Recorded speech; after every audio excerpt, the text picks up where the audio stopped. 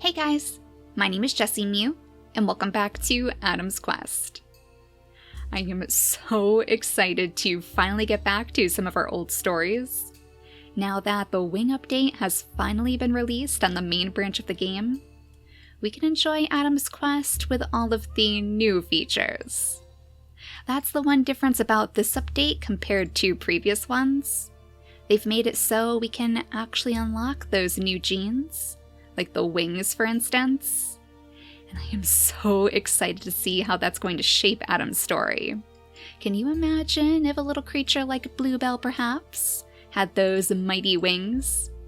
She would look just like the bluebirds from the legends, the very same ones that stole Adam away.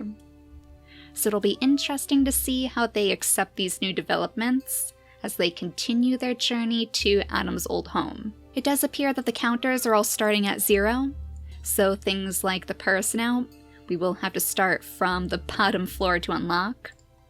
But since we are in the jungle, that might not be so hard for us to do. We do have plenty of these stinky fruit trees to offer up the juices that we need. The last time we saw this tribe, they had made quite the startling discovery. The ape that was in the jungle is now chasing after this poor family. Little Kirduknu, who is so very sick. Water Lily, as one of our greatest healers, is trying her best to claw desperately at these weeds, just to clear his path. I guess he's a little bit slower with his illness, and she knows that he'll need all the help he can get.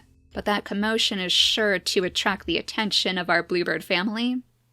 So perhaps Princess Rila, as she trains still with the meat-eating plant, collecting all of these little fruits for her family to eat, could send Wildflower and Bluebell out to investigate.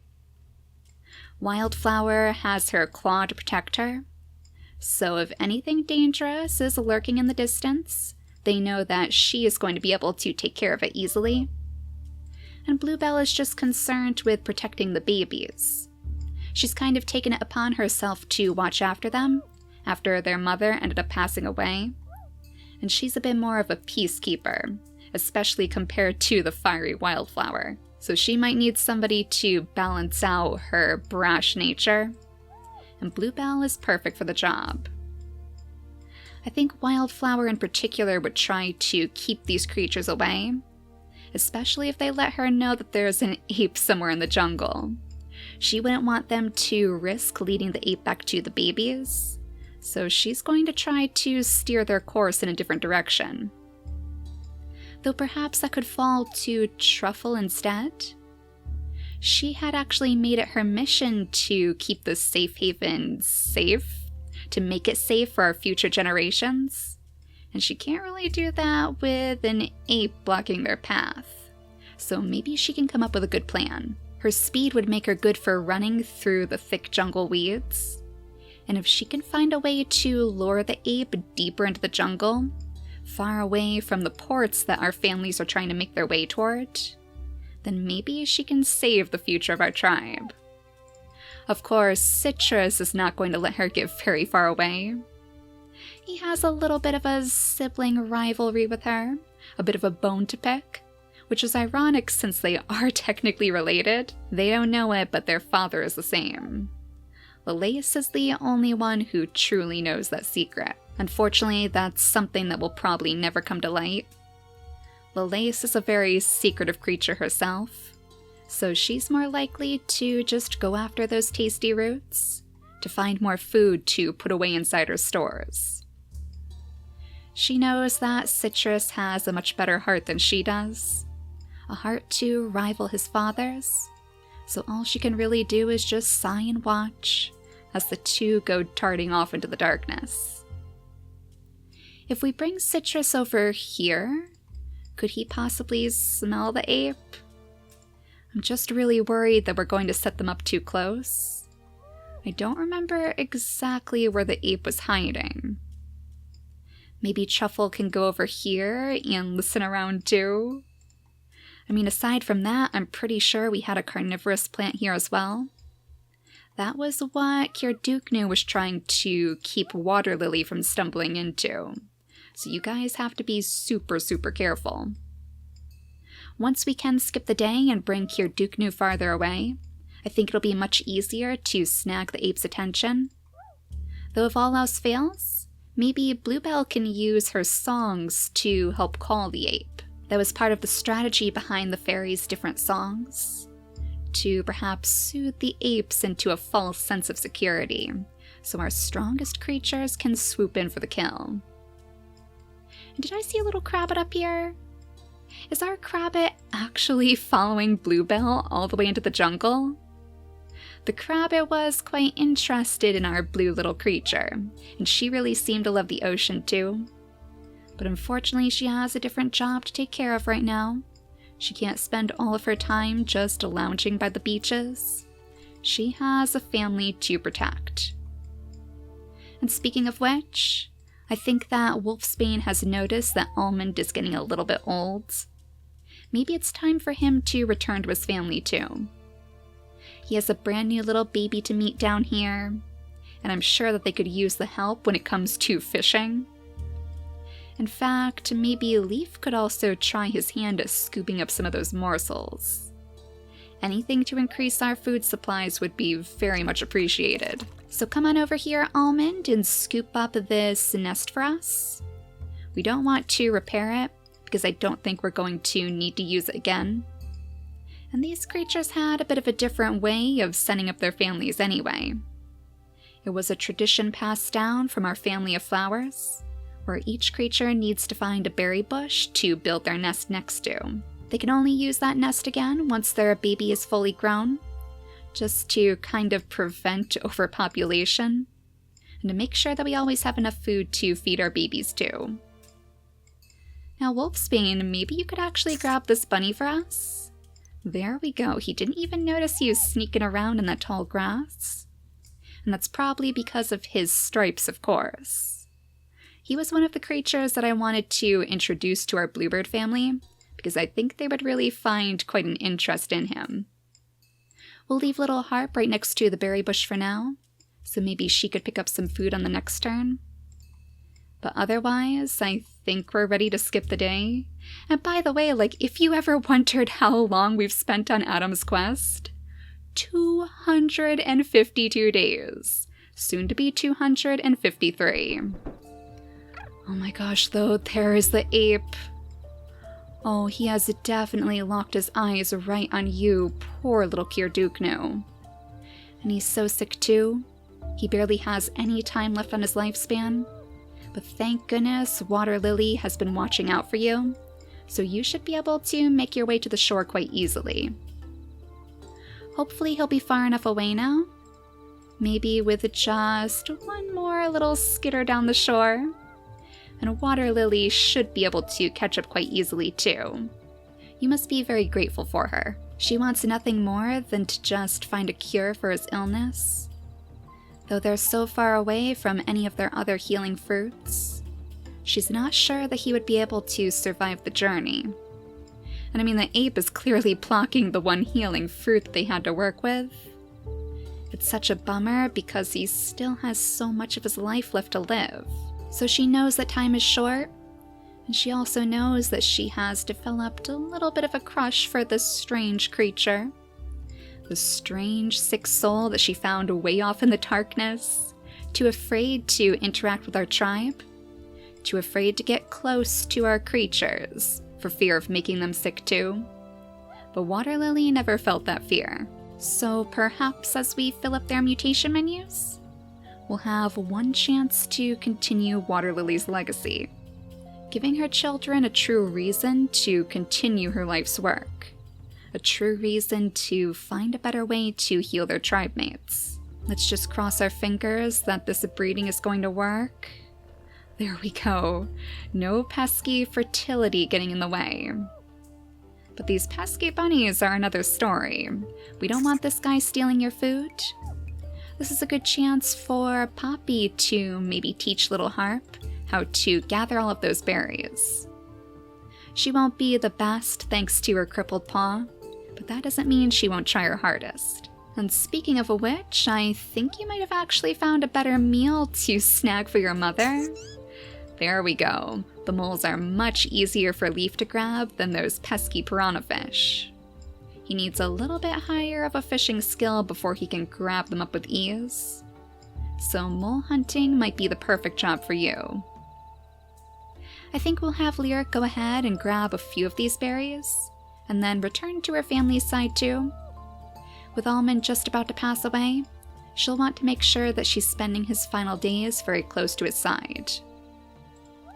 Then we have a wolfsbane, who doesn't appear to have too much out here to hunt. Oh, but we do have some moles in the grass. I wonder if this would cause him to cross paths with our brave adventurers. Speaking of which, we'll want to make sure that Wildflower is following, and Bluebell too, of course. She is just as important here. This ape is the seeing ape, so theoretically, he shouldn't even care to go after Bluebell. She might be able to wander around a bit more freely, since her toxic body gives her a distasteful appearance. But we've never tried it before, so that's why I'm still a little bit leery. This is going to be our first experience. Now, I feel like Wildflower would fall quite easily for the very mischievous Citrus. The brave-hearted Citrus, the spontaneous Citrus. He is kind of like her in a way. They both just want the best for the tribe, but they have their own stubborn ways of going about their plans. So maybe these two can kind of lead the pack together. Though we don't want to scare away that mole on Wolfsbane, and we also don't want them getting too close to that carnivorous plant. It looks like I was right. There is one very close to where Truffle is sitting, but as long as she doesn't pick up the weeds over here, we might actually be okay. Nobody can step into this tile without picking up the weeds first. So, Wolfsbane, why don't you start making a pathway toward your delicious mole? He has no idea what he's getting himself into. Oh, but he found a healing fruit out here? Oh, that is perfect. Right along the path to the ports. So if anybody does get injured along the way by this ape, at least we have a backup plan. We have some way to protect ourselves from any future damage. I think what I might do is have Truffle scoot her way right back here, just because I'm a little bit worried that we might lose the ape. If he doesn't really have any interest in Bluebell, we'll need somebody who looks a little bit more appetizing to really catch his attention. Now, Bluebell is quite a bit slower than some of her tribe mates, especially the nimble Citrus, so they'll have to make sure that they're clearing out a pathway for her to take too, without revealing themselves too much in the process. If Citrus can just find a good place to lead the tribe, they can all regroup next to the ports in safety. I'm sure it's really difficult for little Princess Rila to stay out of this one. I know she'd want to help too. It's kind of her job since she is our Bluebird leader, but she's still young, and that means that she still needs to train. And she also needs to make sure that the apes aren't still following this strange pair. But more than just being torn about where she should go, where she should stay, in safety or in the danger of the jungles, she is torn about her destiny in general. Her mother wanted her to be a strong warrior that could even rival the apes.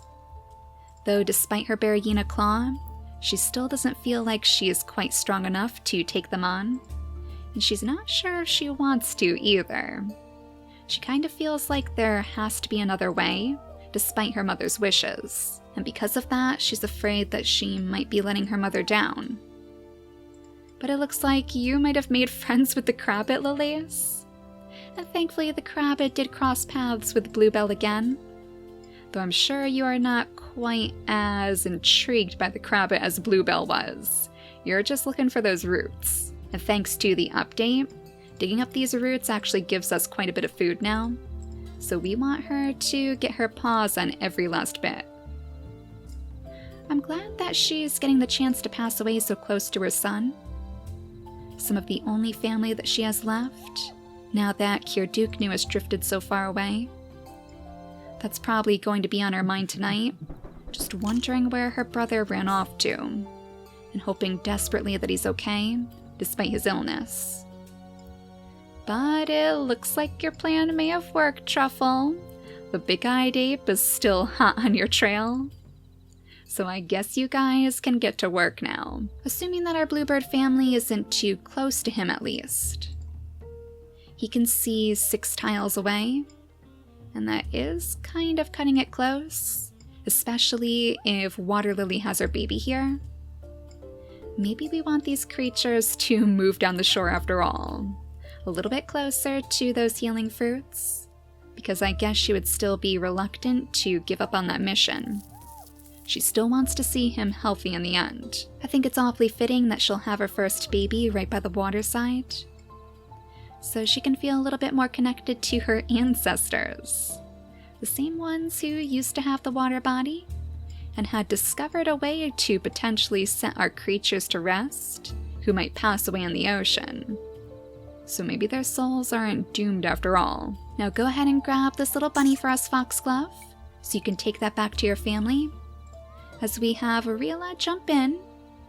Oh, we'll have to change around her gems too. Give her that bluebird feather on both sides of Adam's orange gem, so she can look the official part of our next leader. And now, though it may be risky business, you can jump on in here to grab that crabbit, and then bring it straight back to your little sister. I love how these two are almost complete opposites too, at least in coloring. It makes me wonder what sort of story they have to tell. Clearly there is more to these sisters than meets the eye. I suppose for now, all we can really do is bring little Rihanna down to the shores too. Maybe she can keep an eye out for more of those fish, because I did see some splashing around in the waves when Water Lily made her nest. Now it's time for you to sing your songs, Bluebell. I know you're feeling rather run down at the moment with that oppressive heat bearing down on you, but you can't possibly give up.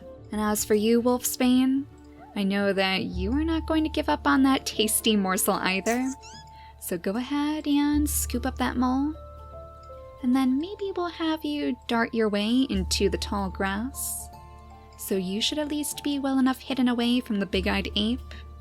He shouldn't notice you hiding away with your food. He's not the best at smelling, so I don't think the dead mole should give him away. And this is where things are going to get really tricky. We have to figure out what direction we're going to send the ape next. Maybe if we can lure him off toward these trees, maybe that would be the best way, because then the porch should be far enough away that he shouldn't notice our tribe. Maybe we could even lead him off toward these other mountain ports, as long as there are no other apes for us to run into along the way. So Citrus, I guess it's going to be your job, along with Wildflower, to really carve out this path. We could probably take the path toward the healing fruit, just to be safe. You'll just have to clear out the grass along the way. We can't let Truffle hide herself too well, after all. It seems kind of counterproductive, but if the ape doesn't know that she's there, then he's not going to be able to follow her. So we have to do this just right. We'll have you dart your way once more into the tall grass. I think right about here should be far enough away.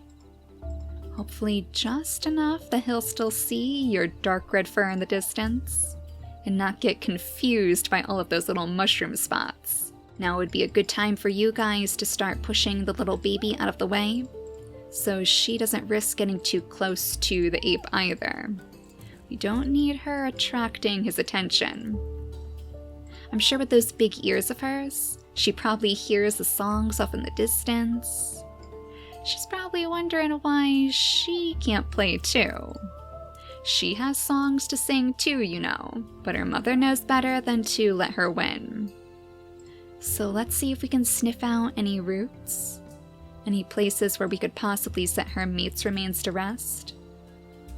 We might actually have to have them take a pilgrimage to the other side of the island, though I suppose that would be fitting too, since that is where he came from. I think these very nests were even where he was born. This was where our tribe originally migrated from, so perhaps that area holds a little bit more purpose to Almond. But I think we should be ready to skip the day once again. So let's cross our fingers that the ape doesn't get too close, but still continues to follow after our brave explorers. And then let's go ahead and check on Water Lily's baby to see if hopefully he was a little bit more lucky than his father. Well, he does have those double claws, and that is going to be very, very interesting to Rila in particular. Those double claws means that he would make for an excellent warrior. He's actually just as strong as she is. Oh, very interesting. Maybe he would be good for her troops, as somebody to take off to the war against the apes, if she decides that that's the best course of action. But perhaps even better is his dark appearance. He looks quite a bit like his father, but just a stealthier version. Somebody who could easily blend in with those thick jungle weeds. So as a nod to all of the bandits that came before him, I feel like we need to give him some sort of stealthy name. Maybe Haunt? I think that's pretty fitting with those double claws too. Something sly, but also something a little bit fearsome. So Haunt it is. The one baby who will carry on the legacy of Kirduknu. Unless perhaps we can have Water Lily breed with him again, just to ensure one more baby to keep the healers strong. And goodness knows they're going to need the extra help, because I think Kirduknu may have accidentally gotten Rihanna sick. Oh, he must be kicking himself for settling down so close to one of the little babies. One of the royal babies, no less. She is not just your average run-of-the-mill teenager. She is related to the queen herself. So now I think he would be really rushing toward those healing fruits, but not necessarily for himself.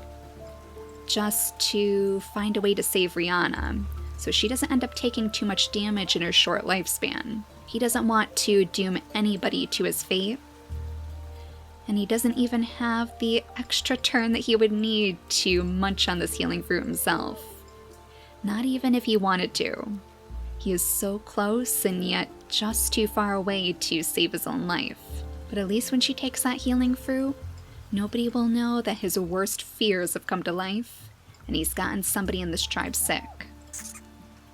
Now go ahead and scoop up the extra little bunny, and then we'll scoot you on over here, just so you don't accidentally draw the ape in your direction. Now that their plan is working so well, we don't want anything to interfere. I mean, honestly, this ape is getting pretty old. We might be able to run him around the island enough that he just passes away from old age, or at least his old age will make him weak enough to take him down easily. Though, speaking of old age, Bluebell is getting very close to the end of her lifespan, and despite the mission, I feel like she really needs an heir. Somebody who can learn her songs and hopefully return to this tribe after, to carry out her mission where she left off. But in order to do that, we will have to find her a suitable male. And thank goodness, it just so happens that Citrus has different immunity genes. The toxic body and his inactive traits even means that she might have a baby who looks just like her. And if we can keep that blue toxic body in her line, I would be very, very happy. So let's try to scoot her out of harm's way. We'll just have to be mindful of all of those carnivorous plants. Though if she settles down right here, she should have a decent place to start her family. She won't be building her nest here, of course, but at least this is a good area for her to set up her mutation menu. I've always considered our fairies to be more connected to the plant life, so I would really like for her babies to maybe mutate those nimble fingers.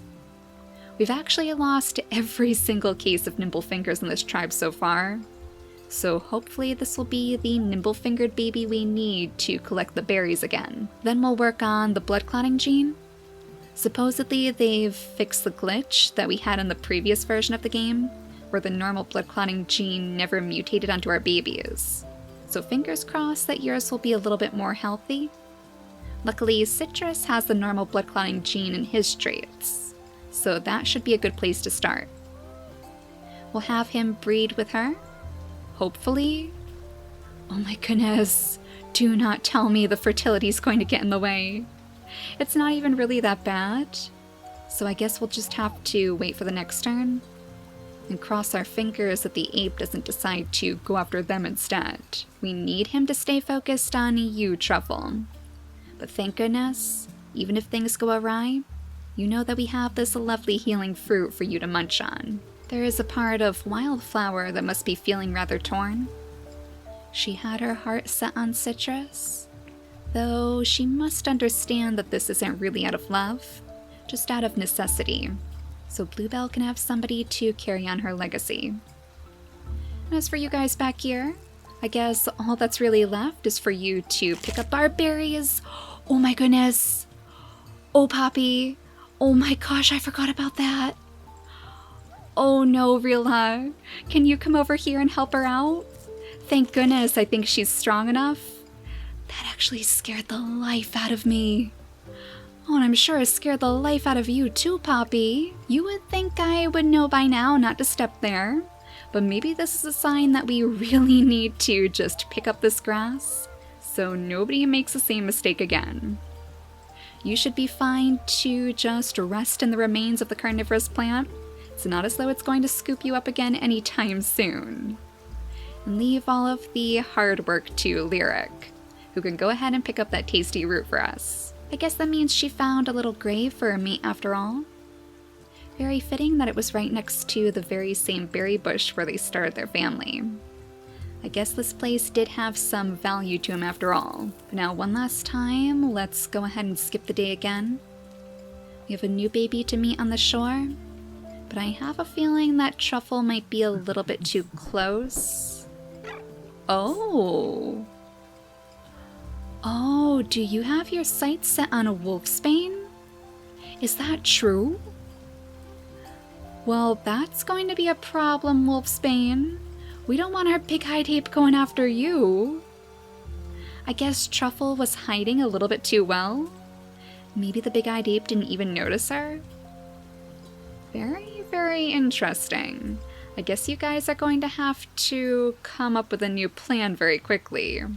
The ape surprises us yet again. Now, this little baby is quite interesting.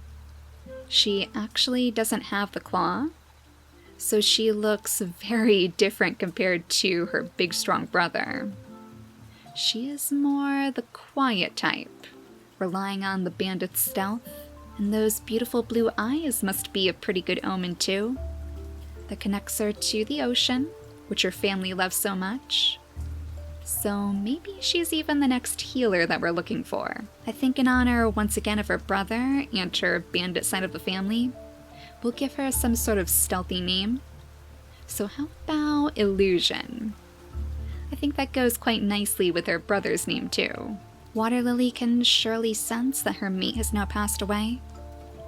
But it was all for good reason, because he has managed to lead Rihanna right to those healing fruits, and now she can happily pick it up, or perhaps go after the bunnies instead. Something tells me that extra meal would be a little bit more pressing to her, since we do need the food to replenish our supplies. We can't hop islands if all of our creatures are starving in the process.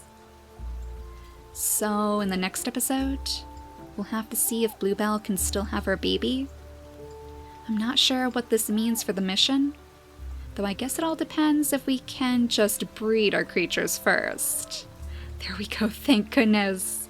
So you have a few turns to find your way out of these weeds, and hopefully get to a safe distance to place down your nest. As long as the ape leaves her alone, I guess we could always have her settle down right by the safe haven.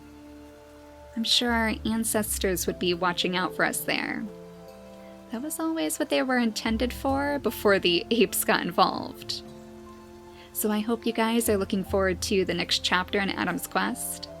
I cannot wait until we start unlocking those special genes. Maybe we'll even see the purse now on our healers soon, to ensure that nothing ever affects our tribe like Kirduknu's sickness again. But for now, thank you all so much for watching, and I'll see you all next time. Bye guys!